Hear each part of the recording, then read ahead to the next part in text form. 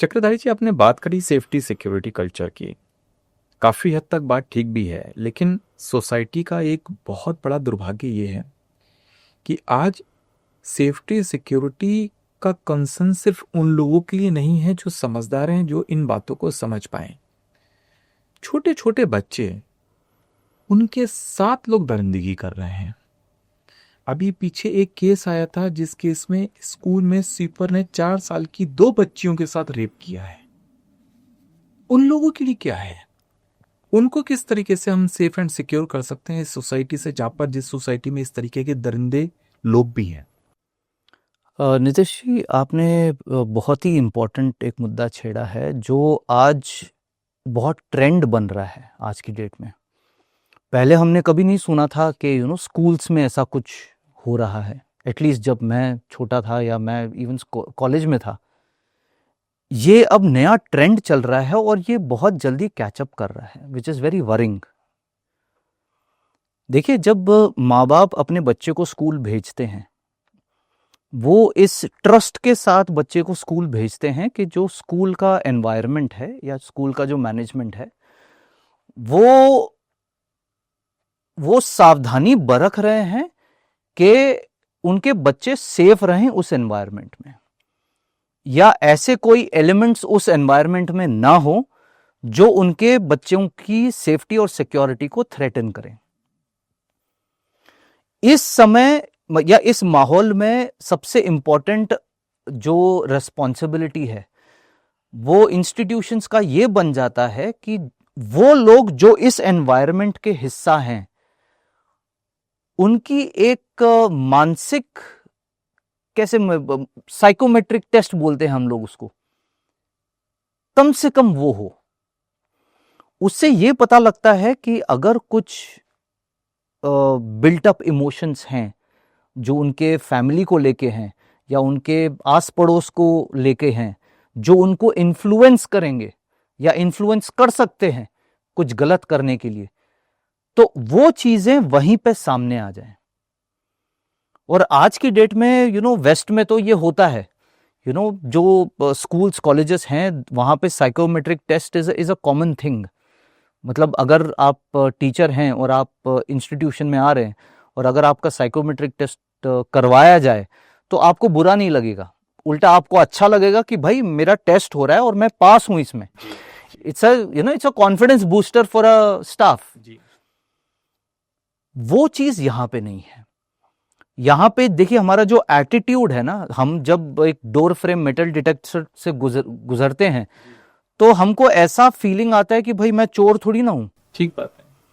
वो इसलिए हमें फीलिंग आता है क्योंकि वो सिक्योरिटी कल्चर नहीं है। करेक्ट। आज भी जब मैंने अपने में 9 साल का बेटा है, तो हम लोग जब मॉल जाते हैं तो बच्चों को यूजुअली स्क्रीन नहीं करते हैं, बट मैंने अपने बच्चे को सिखाया है कि बेटा स्क्रीनिंग करवाओ अपनी। करेक्ट। जब आप स्क्रीनिंग करवा के अंदर जाते हो ना, तो you are clearing yourself as a good person, you are not a threat. Correct. ठीक है।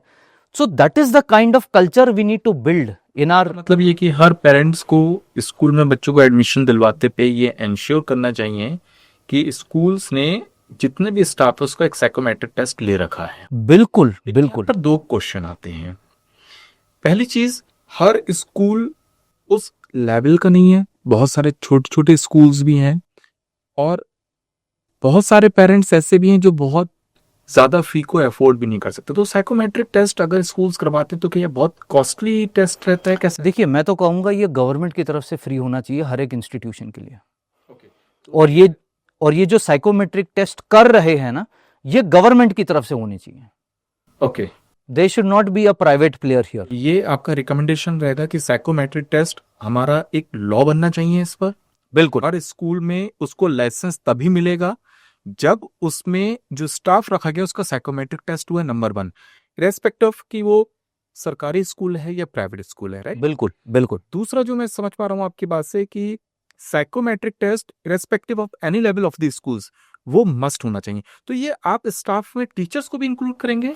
हर किसी को, right from principal to peon. Okay. क्योंकि देखिए, क्राइम कोई भी कर सकता है। अभी आपने जो केस बताया उसमें स्वीपर था। जी।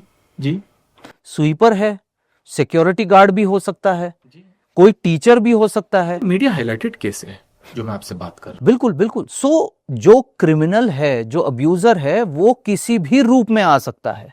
दूसरा एक चीज और भी है, क्राइम के केसेस है, बहुत सारे केसेस तो बाहर आ जाते हैं, बहुत सारे आ भी नहीं पाते हैं। अब सपोज कर लिए किसी छोटी बच्ची के साथ किसी ने कुछ गलत किया, हो सकता है वो बच्ची बता भी ना पाए और पता भी ना चल पाए सोसाइटी में, तो उसका सुपरविजन कि हमारे बच्चे स्कूल जा रहे हैं, वो सेफ लौट के आ रहे हैं या नहीं आ रहे हैं, उसको हम किस तरीके से ट्रैक कर सकते हैं? देखिए, एज अ पेरेंट, मैं पहले I will answer this question as a parent, क्योंकि मैं खुद एक पेरेंट हूं। एज अ पेरेंट, मेरा जो मेरे बच्चे के साथ एक रिलेशनशिप है वो बहुत बहुत इंपॉर्टेंट है। और वो रिलेशनशिप ऐसा होना चाहिए कि मेरा बच्चा स्कूल से आके मुझे ये बोलने में बिल्कुल संकोच न करे कि उसके साथ स्कूल में क्या क्या हुआ। अगर मैंने अपने बच्चे को घर में मेरे साथ वो फ्रीडम नहीं दिया कि वो आके खुल्लम खुल्ला मुझसे बात करे कि पापा मेरे साथ ये हुआ आज स्कूल में, ये किसी ने ऐसा टच किया या किसी ने, बिल्कुल, अगर मैंने अपने बच्चे को वो फ्रीडम नहीं दिया है ना, तो वो जो लैक ऑफ फ्रीडम है, या जो वो जो एक केज है जिसमें मैंने अपने बच्चे को डाला है, वो एक अब्यूजर बहुत जल्दी पकड़ लेगा। क्योंकि ऐसे बच्चे जिनका अपने माँ बाप के साथ वो डीप कनेक्शन नहीं होता है ना, वो थोड़े अलग होते हैं बिहेवियर में, थोड़े वायलेंट होते हैं, थोड़े मिसबिहेव्ड होते हैं। फ्रीडम भी हो गया और साथ में टाइम भी देना हो गया बच्चों के लिए, बिल्कुल। कि आज की डेट में पेरेंट्स नहीं देते हैं। बिल्कुल बिल्कुल। तो वो उन बच्चों को आइसोलेट करना बहुत आसान है जिनके माँ बाप के साथ उनका कनेक्शन ठीक नहीं है ना। It is very easy to identify such kids. और ऐसे किड्स ही विक्टिम बनते हैं, क्योंकि देखिए, जो विक्टिमाइज कर रहा है, जो क्रिमिनल है, उसका 3 स्टेप प्रोसेस है। सबसे पहले वो आइडेंटिफाई करेगा। और वो आइडेंटिफाई कैसे करता है? इंकी पिंकी पोंकी नहीं करता है वो ध्यान से बच्चों का बिहेवियर समझता है। कौन सा बच्चा चुप चुप रहता है, ज्यादा कुछ बोलता नहीं है। क्योंकि देखिए, अगर मैंने उसको विक्टिम बनाया तो मैं चाहता हूं कि वो चुप रहे, वो किसी से बात ना करे। तो मेरा सबसे पहला टारगेट होगा ऐसा बच्चा जो एकदम चुप चुप रहता है, सहमा रहता है, ज्यादा बात नहीं करता है। और आजकल हम अपनी सोसाइटी में ऐसे बच्चे बना रहे हैं। हम फोन पकड़ा देते हैं, फोन पकड़ा देते हैं, आइसोलेटेड है। बिल्कुल। देखिए, आज की डेट में अगर आप देखें ना, तो बहुत एक्सट्रीम्स में जा रहे हैं बच्चे, या तो टोटल साइलेंस में जा रहे हैं बच्चे, या बहुत एग्रेसिव हो रहे हैं। फोन पकड़ा दे रहे हैं, उससे वो आइसोलेट हो जा रहे हैं, दुनिया का उनको कोई ज्ञान नहीं है, वो कुछ समझ नहीं पा रहे हैं उसके अलावा। और पेरेंट्स भी कहीं ना कहीं ये प्रैक्टिस बहुत फॉलो कर रहे हैं कि जब जरूरत पड़ी तो बच्चे को फोन पकड़ा दिया। बिल्कुल बिल्कुल। खाते टाइम पकड़ा दिया, नहीं तो जब वो बिजी हैं, बच्चा आता है उनसे बात करने के लिए, नहीं बेटा मैं अभी बिजी हूं, ये फोन पकड़ो, कुछ देख लो यूट्यूब पे। पहला स्टेप आपने बताया कि वो पहले आइडेंटिफाई करते हैं। बिल्कुल, पहले आइडेंटिफाई करते हैं। सेकंड स्टेप उनका होता है, फिर वो आइसोलेट करते हैं बच्चे को। आइसोलेट 2 तरीके के हो गए, या 3 तरीके के आप कह सकते हैं। पहला आइसोलेशन है फिजिकल आइसोलेशन। फिजिकली वो बच्चे को एक अलग कमरे में ले जाएंगे या अलग जगह पे ले जाएंगे जहां पे बच्चा आइसोलेटेड है, उसके हेल्प करने वाला कोई नहीं है वहां पे। नहीं तो होता है मेंटल आइसोलेशन। पहले वो मेंटल आइसोलेशन से स्टार्ट होता है कि मेंटली उसको, बच्चे को ये बताया जाता है कि कोई तुमको हेल्प करने नहीं आएगा, मेरा ये पावर है, मैं ये हूं, ठीक है, मैं प्रिंसिपल को फियर क्रिएट। एग्जैक्टली। तो जैसे ही आपने बच्चे के माइंड में फियर क्रिएट किया, आपने मेंटली और इमोशनली आइसोलेट कर दिया बच्चे को। एक बार बच्चा मेंटली और इमोशनली आइसोलेट हो गया, उसको फिजिकली आइसोलेट करना बड़ी बात नहीं है। वो रेजिस्ट नहीं करेगा। अगर आप उसको हाथ पकड़ के ले जाएंगे कहीं पे, वो आपके साथ चला आएगा। लेकिन अगर वो मेंटली और इमोशनली आइसोलेटेड नहीं है, फिर वो फाइट बैक करेगा, रेजिस्ट करेगा, चीखेगा, चिल्लाएगा, किसी को चीखेगा, चिल्लाएगा। बिल्कुल। तो सबसे पहला अटैक होता है मेंटली और इमोशनली, ठीक है। तो पहला आइडेंटिफाई किया, फिर आइसोलेट किया, फिर अब्यूज करते हैं। So identify, isolate, attack, abuse, whatever. So ये 3 स्टेप होते हैं। अगर आपने बच्चे को आइडेंटिफाई कर लिया, अपने बच्चे को देखा कि इसका बिहेवियर चेंज हो रहा है, ये थोड़ा चिड़चिड़ा हो गया है या अपने आप में रहता है, पहले आके बात करता था, बात नहीं करता है, इसके ग्रेड्स कम हो रहे हैं, it is a red signal for you, it's a red flag. But ये कंप्लेनिंग जब स्कूल में की जाती है, बहुत सारे पेरेंट्स का ये क्वेश्चन है कि जब कुछ इस तरीके की कंप्लेनिंग स्कूल में की जाती है कि ग्रेड्स कम हो रहे हैं या बच्चे का बिहेवियर चेंज हो रहा है, तो स्कूल्स उसी चीज को उन पेरेंट्स को बोलते हैं कि आप इसको देखिए कि इसके ग्रेड्स कम क्यों हो रहे हैं, आप देखिए कि क्लास में कॉन्सेंट्रेट क्यों नहीं कर रहा है। तो आपको क्या लगता है कि इस सिचुएशंस में जहाँ पे एक दूसरे पर बात को टाला जा रहा है या एक दूसरे को ब्लेम किया जा रहा है, इस सिचुएशन को कैसे हैंडल किया जा सकता है? देखिए, ब्लेम गेम इसलिए होता है क्योंकि इन दोनों पार्टीज को पता ही नहीं है इनका रोल क्या है सिक्योरिटी में। Child security is 100% the responsibility of the parent जब बच्चा पेरेंट के साथ है। जैसे बच्चा स्कूल में है फिर वो रेशियो चेंज हो जाता है, क्योंकि कभी कभार क्या होता है, अब्यूज घर से भी स्टार्ट होता है and it follows through in the school. तो मैं कंप्लीटली ये नहीं कहूंगा कि स्कूल इज रिस्पॉन्सिबल, वो रेशियो चेंज हो जाता है, but school is also equally responsible जब बच्चा स्कूल में है। तो जो छोटे स्कूल्स के प्रिंसिपल्स हैं, मुझे ऐसा लगता है वो कभी नहीं चाहेंगे कि उनके स्कूल्स में कोई ऐसे केसेस हो जिससे उनका स्कूल डिफेम हो। लेकिन स्टाफ किसी भी तरीके का हो सकता है, उसमें से कोई भी एक व्यक्ति किसी भी माइंडसेट का निकल सकता है। उन प्रिंसिपल्स के लिए या उन ट्रस्टीज के लिए आप क्या सजेशंस देना चाहेंगे कि वो अपने स्कूल्स को किस तरीके से सेफ एंड सिक्योर कर सकते हैं, जहां पर छोटे बच्चे, प्ले स्कूल्स के बच्चे, वो सेफ एंड सिक्योर रहें, साथ साथ उनका एक मेंटल डेवलपमेंट भी हो? देखिए, सबसे पहली बात तो ये है, आप अपने स्कूल को सिक्योरिटी वाइज टाइट करेंगे। कोई ऐसी जगह नहीं होनी चाहिए स्कूल में जहां पे कोई भी जाके कुछ कर सकता है।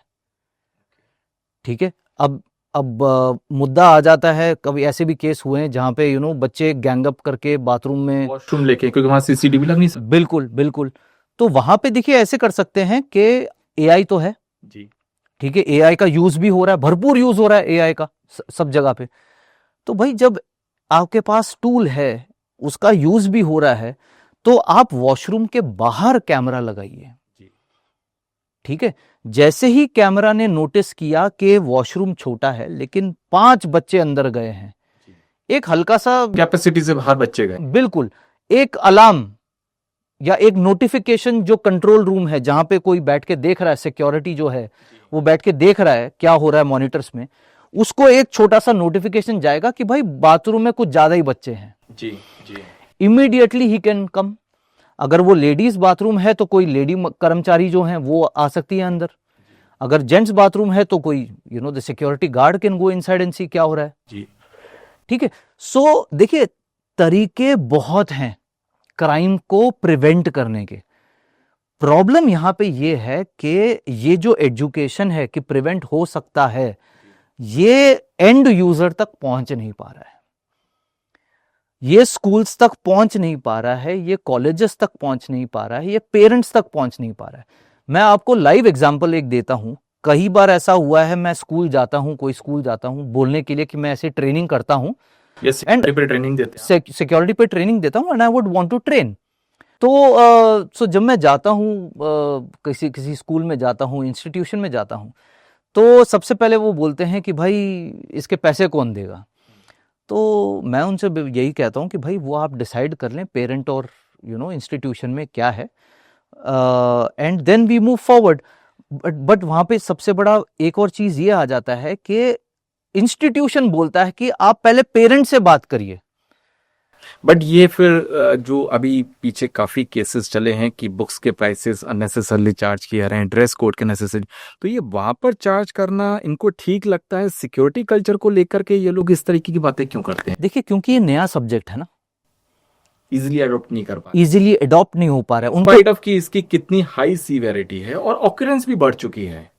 देखिए, अकरेंस बढ़ गया है। स्कूल्स को, इंस्टीट्यूशंस को एक चीज मेरे ख्याल से कहीं पे समझ ये नहीं आ रहा है कि अगर उनके बच्चे सिक्योरिटी कल्चर में ट्रेंड हैं, इट इज इनडायरेक्टली और directly securing their reputation as a school. Correct. उनके इंस्टीट्यूशन में कुछ गलत काम होने की संभावना ही खत्म हो जाती है। जी जी। पीछे कुछ स्कूल्स काफी डिफेम हुए भी हैं इस सिक्योरिटी कल्चर के मिसिंग की वजह से। तो ये चीज एक the awareness has to come कि सिक्योरिटी कल्चर जो है, देखिए आज की डेट में सबसे इम्पोर्टेंट है। अच्छा चक्रधारी की एक चीज और भी है, वो ये भी है कि ये हमने बात की स्टाफ की, उसके साथ साथ अगर आप देखें तो कुछ बच्चे भी अब क्रिमिनल माइंड के साथ डेवलप हो रहे हैं। कुछ बच्चे ग्रुप बनाते हैं, किसी सीधे साधे बच्चे को वॉशरूम ले जाते हैं, वहां पर उसको थ्रेटन करते हैं, बुली करते हैं, क्योंकि उनको पता है यहाँ कुछ हो नहीं सकता है। बाहर आते हैं वो बच्चे, अगर अपने टीचर को कंप्लेंट करता है ऐसा ऐसा किया, तो बाकी बच्चे कहते हैं नहीं ऐसा कुछ नहीं हुआ। तो टीचर का भी कॉन्फिडेंस इस बात पे रहता है कि ज्यादातर बच्चे अगर बोल रहे हैं तो सारे बच्चे तो झूठ नहीं बोलेंगे, इसका मतलब ये he is trying to blame someone, है ना। तो ये सिचुएशंस भी स्कूल्स के टीचर्स को हैंडल करना बहुत डिफिकल्ट हो रहा है आज की डेट में, और उस बच्चे के लिए भी डिफिकल्ट हो रहा है जो इनोसेंट है। देखिए, this is when security culture for teachers is important. जैसे बच्चों की ट्रेनिंग होती है एक बेसिक अवेयरनेस की, वैसे टीचर्स की अलग ट्रेनिंग एक होती है which is a little more specific to teachers. उनको ये ट्रेन किया जाता है that how do you identify जो बच्चा बोल रहा है वो सही बोल रहा है कि नहीं बोल रहा है। देखिए, कुछ बच्चे होते हैं वो हर बात पे आके आपसे कंप्लेंट करते हैं, छोटी सी छोटी चीज भी आपको आके कंप्लेंट करते हैं। एज अ टीचर आपको शायद ये लगता है कि ये कंप्लेंट कर रहे हैं, बट आप ये देखिए कि वो छोटी सी छोटी चीज आपको आके बता रहे हैं कि ये हुआ है। इसका मतलब क्या हुआ कि वो बच्चा हमेशा सच बोलता है। आप अंडरलाइन चीज देखिए ना, करेक्ट। तो ये एक चीज जब अवेयर होते हैं टीचर्स, और जब वो बच्चा आके बोलता है कि मैम सर इन बच्चों ने ये किया मेरे साथ, that time they have to be aware कि ये नहीं, ये बच्चा हर छोटी चीज आके मुझे बोलता है, ऐसा हो ही नहीं सकता कि ये गलत बोल रहा हो। जी, तो चक्रधारी जी हमने बात करी बच्चों की, हमने बात करी छोटे बच्चों की, और हमने बात करी फीमेल्स की। सिक्योरिटी कल्चर में भी कई बार ये देखने को आया है कि कुछ फीमेल्स ट्रेंड भी हैं, लेकिन फिर भी वो सामने कोई अगर पावरफुल या स्ट्रेंथफुल पर्सन आता है तो वो वहाँ पे उस सिचुएशन में फंस जाती हैं। क्यों फंस जाती हैं और कैसे उस सिचुएशन से बाहर निकल सकती हैं? देखिए, जहाँ तक मैंने स्टडी किया है इस बिहेवियर को, जो फ्रीज बोलते हैं, फाइट फ्लाइट एंड फ्रीज, ये तीन, come again please. Fight flight and freeze, हमारे दिमाग में ये तीन रेस्पॉन्सेस जो हैं वो इनबिल्ट हैं। या तो हम भागते हैं, या तो हम लड़ते हैं, वरना फ्रीज हो जाते हैं। करें तो करें क्या? ठीक है, तो ये तीन चीजें हैं। तो ये फ्रीज वाला जो है, जबकि आप बोल रहे हैं कि कुछ ट्रेंड होते हैं मगर फिर भी फ्रीज हो जाते हैं, वो इसलिए फ्रीज होते हैं क्योंकि they are not expecting that वो जो अटैक होता है या अब्यूज होता है वो अनएक्सपेक्टेड होता है, या कोई ऐसे सोर्स से होता है जिनको वो बहुत ट्रस्ट करते हो। मैं एग्जांपल दूंगा, अगर आप गूगल करें तो ऐसे कई केसेस हैं जहां पे गोल्ड मेडलिस्ट मार्शल आर्ट्स जो सीखते हैं, judo karate and all this, जो लेडीज मतलब विमेन जो हैं, they have become victim of rape. तो आप उसको कैसे जस्टिफाई करेंगे? वो तो ब्लैक बेल्ट है, वो तो गोल्ड मेडलिस्ट है वर्ल्ड लेवल पे। ठीक है, तो हाँ, तो ये इसलिए होता है, एक तो वो चीज के अनएक्सपेक्टेड, जो सोर्स से हुआ है वो अनएक्सपेक्टेड हुआ है। दूसरा चीज देखिए, जब आप किसी क्रिमिनल से एंगेज कर रहे हैं ना फिजिकली, वहां पे सेल्फ डिफेंस इतना काम नहीं आता है। मैं आपको एक्सप्लेन करूंगा क्यों। क्योंकि जब आप सेल्फ डिफेंस सीख रहे हैं, आप किस एनवायरनमेंट में सीख रहे हैं? नीचे गद्दे हैं, ढीले कपड़े हैं जी, ठीक है, आप गत्तों को मार रहे हैं, करेक्ट। और जब कोई मैच होता है वो कॉम्पिटिटिव मैच है, it is not a match of life and death. Real life में लाइफ एंड डेथ होता है, करेक्ट। रियल लाइफ में कोई रेफरी नहीं होता है जब आपको पिटाई हो रही हो आके विजल बचाए और वो बंदा रोक दे जी, ठीक है। मैच में द साइकी इज डिफरेंट। आपको पता है आप मरेंगे नहीं मैच में क्योंकि रेफरी है, लेकिन रियल लाइफ में एस्केलेट ऐसे हो जाती हैं चीजें, मरने और जीने का सवाल आ जाता है, लाइफ एंड डेथ। ठीक है, तो ये एक बहुत बड़ा फर्क है। दूसरी चीज क्या होता है, जब आप रियल लाइफ में आते हैं तो जब आपको पंच या लात या स्लैप कुछ भी है, जब आप पे एक फिजिकल फोर्स पड़ता है और आपने अगर वो पहले एक्सपीरियंस नहीं किया है तो आप फ्रीज हो जाएंगे। ओके, तो कैसे सिचुएशन को हैंडल किया जाएगा? Realistic training. मार्शल आर्ट्स अलग होता है, अनआर्म्ड कॉम्बैट अलग होता है। जो आज की डेट में हमारे समाज को चाहिए वो है अनआर्म्ड कॉम्बैट। जो एनएसजी, पैरा कमांडोस ये ट्रेन करते हैं, that is unarmoured combat. But society को थोड़ा टोन डाउन वर्जन, उतना हार्डकोर की जरूरत नहीं है, हमारे लिए थोड़ा टोन डाउन वर्जन। बस इतना हो कि जब ऐसा कुछ एंगेजमेंट हो, फिजिकल एंगेजमेंट हो किसी के साथ, तो दिमाग फ्रीज ना करे। ओके, उस लेवल तक। तो while self defence is a good thing, वो आपको डिसिप्लिन सिखाता है, फ्रीज हो जाता है दिमाग उस टाइम पर, उस सिचुएशंस को पहले फेस नहीं किया था इस वजह से, या और? जी बिल्कुल नहीं। देखिए, अनआर्म्ड कॉम्बैट में क्या होता है ना, आप ज्यादा आपने गेयर वेयर नहीं पहना होता है, सेफ्टी गियर इतना नहीं पहना होता है। आपको जब पंच लगता है तो दर्द होता है, body is getting use to that pain. देखिए, पेन जब अचानक ज्यादा हो जाता है तो कुछ लोग बेहोश हो जाते हैं। क्यों होते हैं? क्योंकि उनका दिमाग इतना पेन प्रोसेस नहीं कर पा रहा है। जो सोल्जर्स हैं वो 3-3, 4-4 गोलियां खाने के बाद भी लड़ रहे हैं। क्यों लड़ रहे हैं? क्योंकि उनकी ट्रेनिंग ऐसे होती है। उनकी बॉडी को इतना ज्यादा पेन दिया जाता है ट्रेनिंग में कि वो गोली का जो पेन है उनको फर्क ही नहीं पड़ता है। They are still fighting. That is the difference. तो इन योर ट्रेनिंग, अगर आपकी ट्रेनिंग जो है वो रियलिस्टिक है, then you have better chances of not freezing. आप फ्रीज नहीं होंगे। मगर आपकी जो ट्रेनिंग है वो अनरियलिस्टिक है, गद्दों पे है, आप गद्दों पे घूसा लात मार रहे हैं, then you are not feeling, your body is not feeling that realism in that entire thing. तो एक तो ये एस्पेक्ट हो गया। दूसरी चीज क्या होता है कि हम लोग जब ट्रेन करते हैं वो हम ट्रेन करते हैं ढीले कपड़ों में, मगर रियल लाइफ में हम लोग क्या करते हैं, we are not wearing karate वाला कपड़े आउटसाइड। ठीक है, jeans, T shirt, tight jeans या पेंसिल्स की स्कर्ट्स पहनते हैं जो लेडीज हैं। तो एक बार क्या हुआ, मैं पॉश की ट्रेनिंग कर रहा था, तो वहाँ पे फॉर्मल सेटअप था, तो लेडीज वहाँ पे कुछ ने पेंसिल स्कर्ट पहने हुए थे। तो बातों बातों में एक लेडी खड़ी हुई है, उन्होंने कहा कि मैं सेल्फ डिफेंस जानती हूँ, मैंने सीखा है मार्शल आर्ट्स। तो मैंने कहा, मैडम बेशक जानते हैं आप, बट आपने जिस तरीके के कपड़े पहने हुए हैं अभी, जो फॉर्मल अटायर आपने पहना है, उसमें ना तो आप भाग सकते हैं ना तो किक मार सकते हैं। तो समझ गई बात, क्योंकि स्टिलेटोस में आप क्या भाग सकते हैं ठीक है, और पेंसिल स्कर्ट में आप क्या किक मार सकते हैं। ठीक है, तो ये एक जो लिमिटेशन है, this becomes it becomes a cage for our knowledge and a factor of freezing the mind. Absolutely.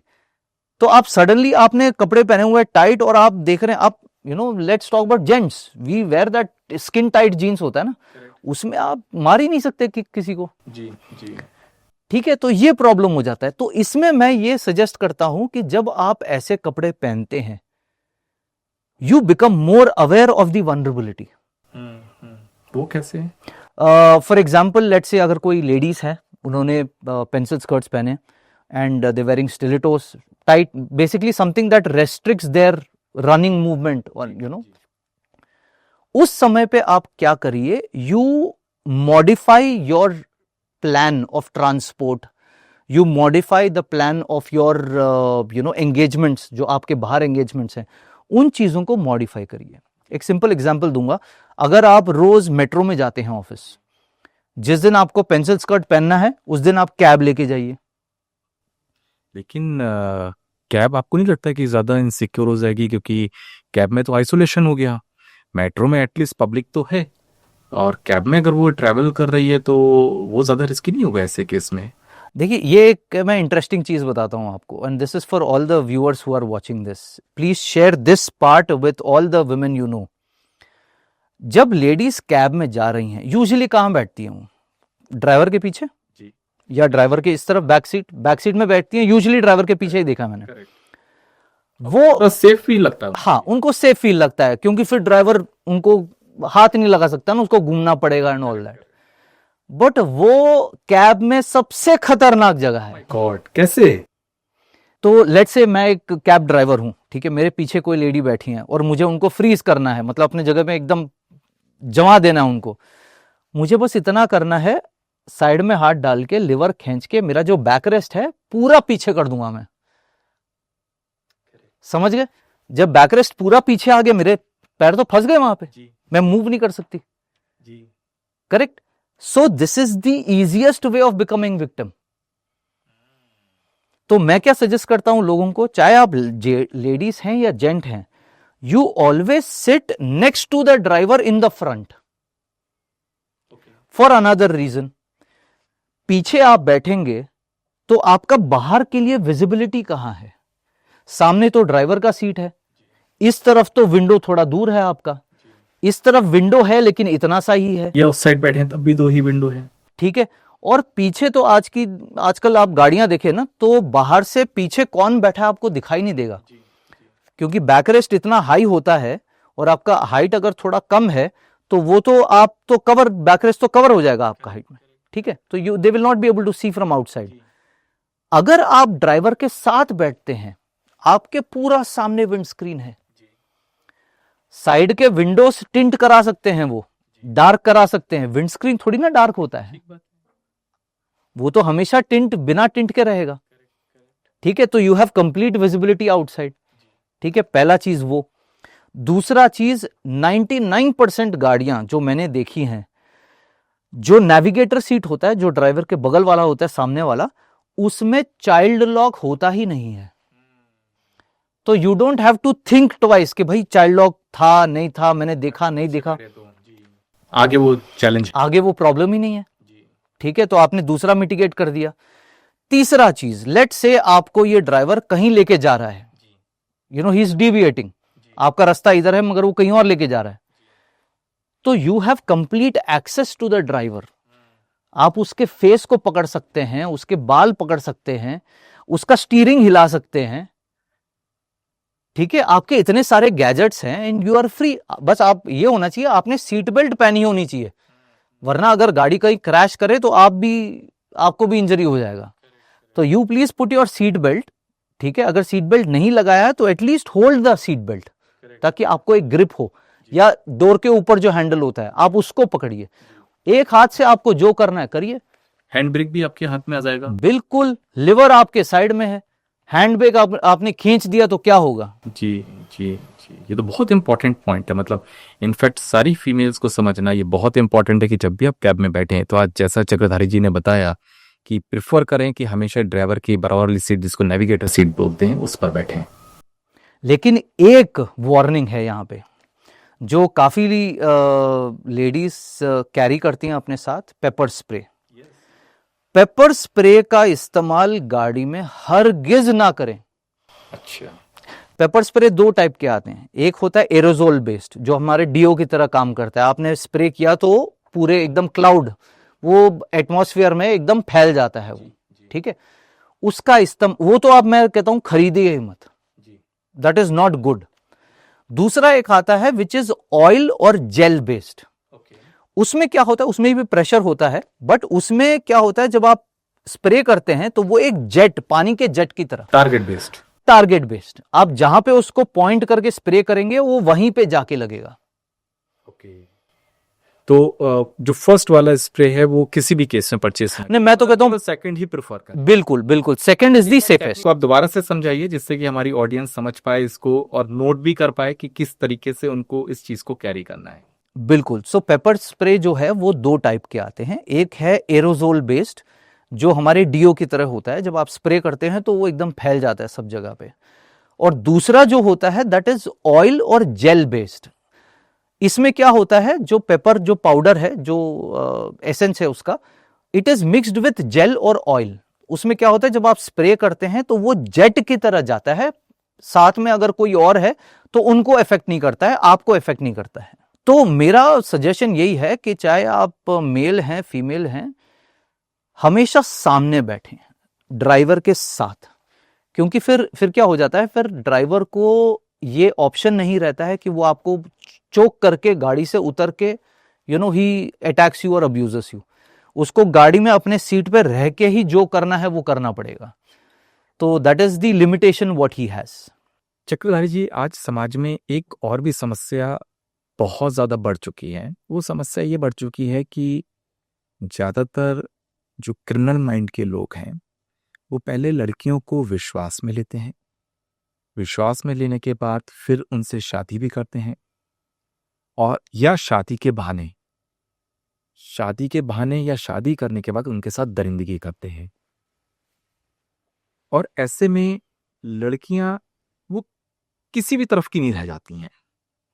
तो कैसे ये लड़कियां समझ पाए फर्स्ट फेज में ही कि वो जिनके साथ इंगेज हो रही हैं, जो उनको शादी करने के लिए प्रॉमिस कर रहे हैं और उसके बेसिस पर कुछ दरिंदगी कर रहे हैं, या शादी करने के बाद दरिंदगी कर रहे हैं, तो फर्स्ट फेज में कैसे वो इसको जज कर सकते हैं कि ये बंदा क्रिमिनल माइंड का या ये सही बंदा है जिसके साथ वो आगे चल के शादी कर सकती हैं?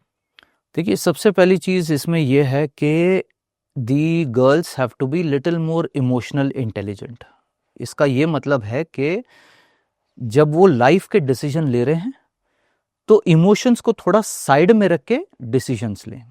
देखिए, आप किसी को चाहते हैं, प्यार करते हैं, वो सब अपनी जगह है, लेकिन क्योंकि हम देख रहे हैं ऐसे केसेस बढ़ रहे हैं आज, तो वी डू नॉट नो कि जिससे हम लोग रिश्ता जोड़ने की कोशिश कर रहे हैं, जिससे रिश्ता जोड़ रहे हैं, वो कल को क्या होगा, कैसे होगा। It is a big question mark. तो मैं यही कहूंगा कि ऐसे सिचुएशंस में सबसे पहली चीज ये होगा कि आप अपने फैमिली से दूर हट के कोई डिसीजन न लें। बट ऐसे केसेस में सबसे पहला स्टेप ही बच्चों का ये होता है कि अपनी फैमिली से दूर होते हैं। नितेश जी, वो इसलिए होता है ना, क्योंकि जो लड़का जो होता है, ये यूजुअली लड़के के केस में ही होता है कि लड़का जो है वो गलत है। वो इसलिए होता है क्योंकि जो लड़का है वो 3 स्टेप यूज कर रहा है, आइडेंटिफाई, आइसोलेट, अटैक। अच्छा, जो आपने पहले बताया, बिल्कुल सेम माइंडसेट। तो उसने आपको आइडेंटिफाई किया, फिर आपको अपने फैमिली से आइसोलेट कर रहा है वो। अगर लड़का ये बोल रहा है आपको कि आप अपने पेरेंट्स के खिलाफ जाके उसके साथ रिश्ता बनाओ, please understand, it is identify, isolate, attack. उसमें और 2 राय नहीं है। अगर वो सही लड़का है तो he will do whatever it takes, जो बन पड़े वो करेगा, लेकिन वो आपके फैमिली को साथ लेके चलेगा। ठीक है, ऐसा कभी नहीं होगा कि कोई लड़का, सही लड़का जो है, वो आके आपको ये बोले कि नहीं, आप फैमिली को छोड़ के आ जाओ एंड मेरी फैमिली विल टेक केयर। बोलेगा कि भाई फैमिली को मनाने की पहले कोशिश कर। बिल्कुल बिल्कुल, कोशिश करिए, आप पूरी कोशिश करिए। देखिए, फैमिली जब ना बोलती है ना, वो कुछ रीजंस होते हैं, उन रीजंस को आप एड्रेस करिए। करेक्ट। यूजुअली फैमिली के रीजंस क्या होते हैं? देखिए, आज की डेट में अब religion is no more a question. ठीक है, that is not a problem any more. कुछ लोग, उनके दिमाग में अभी भी है, बट ठीक है, वो है तो है, वो आप क्लियर कीजिए उस चीज को। ठीक है, इतने सारे केसेस ऐसे हुए हैं जहां the boy is from a different religion, the girl is from a different religion, but शादी के बाद लड़की को फोर्स किया जाता है कि अपना रिलीजन बदलो। ठीक है, वो सरासर गलत है। मैं इतने कपल्स को जानता हूं जहां पे लड़के का रिलीजन अलग है, लड़की का अलग है, और शादी के बाद दोनों अपने अपने रिलीजन्स फॉलो कर रहे हैं और एक दूसरे को रेस्पेक्ट करते हैं। Correct. That is the kind of culture we need to build. ठीक है, ना लड़का लड़की को फोर्स करता है, ना लड़की लड़के को फोर्स करती है। अगर सिंगल लाइन में हम बात करेंगे, इससे हमारी ऑडियंस समझ पाए कि किस तरीके से ये जजमेंट लिया जाए कि वो जिससे मैरी करने जा रहे हैं वो बंदा ठीक है या नहीं है, वो बंदी ठीक है या नहीं है, तो सिंगल लाइन में उसका जजमेंट कैसे कर सकते हैं हम? भाई, जितने आप बैकग्राउंड चेक करा सकते हैं आप कराइए। ठीक है, और इसमें कोई गलत नहीं है। मतलब इमोशनल डिसीजंस ना लेकर के बिल्कुल प्रैक्टिकल डिसीजंस। बिल्कुल प्रैक्टिकल डिसीजन लीजिए। और अरेंज मैरिज में भी यही होता है कि पहले बैकग्राउंड चेक होती है, बैकग्राउंड चेक होने के बाद फिर देखा जाता है कि दोनों फैमिलीज एक दूसरे से मैच कर रही है या नहीं कर रही, उसके बाद अरेंज मैरिज होती है। और यही शायद रीजन है कि अरेंज मैरिज की जो सक्सेस रेट है वो हमेशा ज्यादा रहा है। बिल्कुल बिल्कुल। और उसमें दूसरा ये होता है ना अरेंज मैरिज में कि अगर बात नहीं बनती है तो दोनों तरफ के फैमिलीज आके बैठ के बात करते हैं। जी, क्योंकि आइसोलेशन में नहीं रखा गया, आइसोलेशन में नहीं होता है, there is no isolate here. Correct. ठीक है, it is both the families come together and they discuss कि भाई क्यों हो रहा है, कैसे हो रहा है, हम लोग इसको सॉर्ट कैसे कर सकते हैं। और ऐसे भी केसेस हुए हैं जहां arrange marriages have not worked, हुए हैं ऐसे केसेस। वहां पे जब सेपरेशन होता है वो भी इतने बढ़िया तरीके से होता है कि किसी को इमोशनल ट्रॉमा नहीं होता है। करेक्ट। ना लड़के को होता है ना लड़की को होता है। अगर बच्चे हैं तो बच्चों पर भी इमोशनल ट्रॉमा नहीं होता है, बिकॉज उस टाइम पे both the families are supporting the kids. Correct, बिल्कुल ठीक कह रहे हैं आप। चक्रधारी जी, बहुत बहुत धन्यवाद हमारे पॉडकास्ट में आने के लिए, और आपने जिस तरीके से हमें समझाया, हमारी ऑडियंस को समझाया, जो टिप्स आपने दिए, जो सेफ्टी एंड सिक्योरिटी के कल्चर की आपने बात करी, ये आज की डेट में जानना बहुत ज़रूरी है। लेकिन हाँ, एक प्रश्न मेरा और रह गया, उसी से हम अगर इस पॉडकास्ट को कंप्लीट करें तो शायद हमारी ऑडियंस समझ पाए कि सेफ्टी और सिक्योरिटी में क्या कोई डिफरेंस है। बहुत डिफरेंस है। तो हम जब कहते हैं विमेन सेफ्टी कहते हैं तो हम बहुत लूजली उस वर्ड को यूज कर रहे हैं बिना समझे कि वो टर्म क्या है। देखिए, सेफ वो है जिसको आपने पहले सिक्योर किया है। बिना सिक्योरिटी के सेफ्टी नहीं आ सकता है। सेफ्टी जो है, अगर मैं कहूं तो सेफ्टी इज अ माइंडसेट और अ स्टेट ऑफ माइंड, कि मैं इस कमरे में अपने आप को सेफ तब फील करूंगा जब मुझे मालूम है कि बाहर से कोई अंदर आके मुझे असॉल्ट नहीं कर सकता है। करेक्ट, तभी मैं सेफ फील करूंगा ना। अब बाहर से अंदर आके असॉल्ट करने के लिए क्या बाहर गार्ड खड़ा है कोई? अगर खड़ा है तो फिर मैं सेफ फील कर रहा हूं, अगर गार्ड नहीं है तो फिर मैं सेफ फील कर ही नहीं सकता। तो पहले सिक्योर करना जरूरी है। पहले सिक्योरिटी आएगा, उसके बाद में सेफ्टी आएगा। सो जब ये मैं देखता हूं ना कि कोई केस के बाद लोग कैंडल लेके पहुंच जाते हैं हजारों की तादाद में, मैं सोचता हूं यार इनको पता ही नहीं है सेफ्टी सिक्योरिटी में फर्क क्या है। इसीलिए वुमेन सेफ्टी का प्लकार्ड लेके ये लोग कैंडल जला रहे हैं, क्योंकि women safety is a ghost. जी, वुमेन सेफ्टी नाम की कोई चीज है ही नहीं। इसलिए नहीं है क्योंकि आपने वुमेन सिक्योरिटी को पहले एड्रेस करना है। जब तक वो एड्रेस नहीं होगा सेफ्टी तो आएगी नहीं ना उसके बाद। समझना बहुत जरूरी है सर। और वुमेन सिक्योरिटी आप तभी एड्रेस कर सकते हैं जब हर एक वुमेन सिक्योरिटी कल्चर में ट्रेंड हो। तो सिक्योरिटी का कल्चर डेवलप करना और सिक्योरिटी कल्चर पर ट्रेनिंग लेना आज की डेट में सभी के लिए बहुत ज़रूरी है। बिल्कुल। धन्यवाद चक्रधारी जी हमारे पॉडकास्ट में आने के लिए। Thank you. और आपका जो एक्सपीरियंस है, आपने जो अपने अनुभव शेयर करे हैं ऑडियंस के साथ, ये इतने वैल्यूबल हैं कि जिसकी कोई वैल्यू भी नहीं लगाई जा सकती है। Thank you.